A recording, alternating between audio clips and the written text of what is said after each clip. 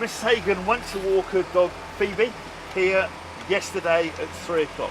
She does this regularly and would usually be back in about 2 hours. So a local woman, Marjorie, has been walking the dog up here, and she didn't return yesterday, although the dog did. So this was yesterday afternoon. She's type 2 diabetic, she's not taking her insulin, and we've got serious concerns about her at the moment. So she's been out all night, it's been a cold night, it's been a wet night. She's not going to be in a good place at the moment, particularly with her diabetes as well. Not taking her medication.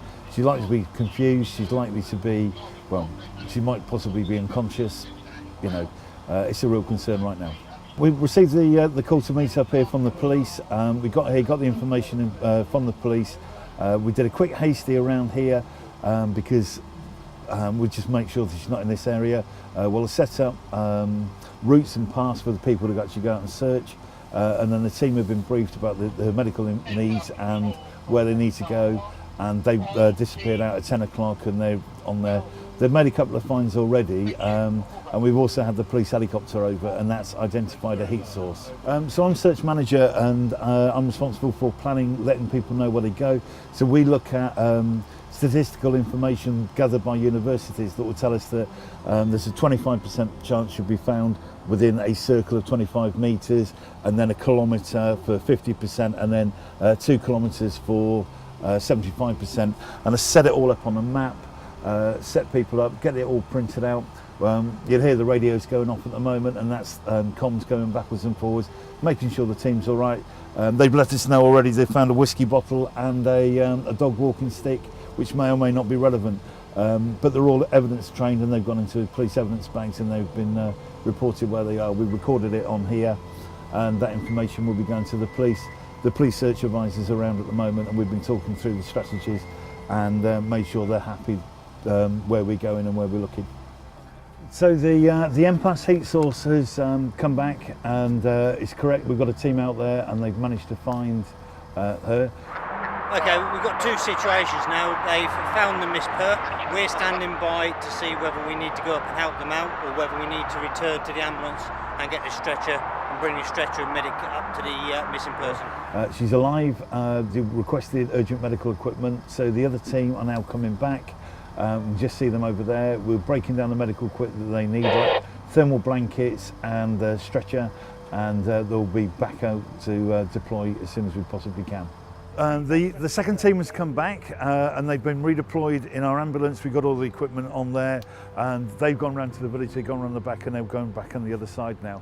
And then we just wait now, and they will do the first aid work and make sure, stabilise the casualty, bring them back here. We'll get the ambulance back here as soon as we can. We've got some tie-up on there. We've got some highly trained people out there, some first responders. So hopefully she's in good hands now, and it all starts to, the recovery starts from here. So the teams are now back. The casualty came back on the ambulance, have been handed over to the medical ambulance. They've gone off, and the teams are now working their way back. What we're doing now is we're debriefing from the teams, finding out information was out there, checking maps, checking all the information, and then all the information will then be collated back, and checking on the welfare of the teams and that as well, and making sure that they're well and they're happy with what they've done. And then they'll be getting stuck in with a cup of tea and warming up, and then we'll debrief to the whole team in probably about 10 minutes or so time. I'm Ian Horton. I'm one of the search techs for Northamptonshire Search and Rescue. Today I was operating as a team leader for my team out on the ground, and for a day job I am a farmer producing ice cream. I spent a lot of time up in the mountains when I was a teenager, and really wanted to join mountain rescue team. Had no idea of lowland rescue, and then there was a Facebook post around about this time last year. I saw that, went, oh, that looks of interest. Went along to the interviews, found out a bit more information, and went from there. And about 6 months ago I qualified through as an operational search technician. There are so many different ways that you can get involved with the search and rescue team. You can become a non-operational member, so you'd be looking at fundraising, making an increased awareness. What we do, it's so little awareness of what we do, because it can't be publicised. A lot of what we have to do is through confidentiality, so it can't be publicised. So it's getting that awareness out there, getting the fundraising, right the way through to working for us as a search tech.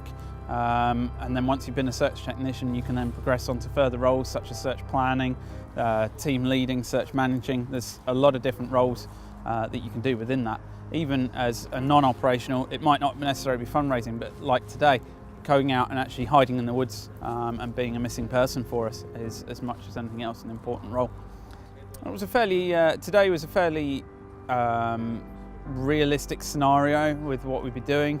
The terrain today was very undulating. It was difficult terrain to operate on, very slippy and wet underfoot, which is exactly the sort of conditions that you can look at when you're out and about on a full call out.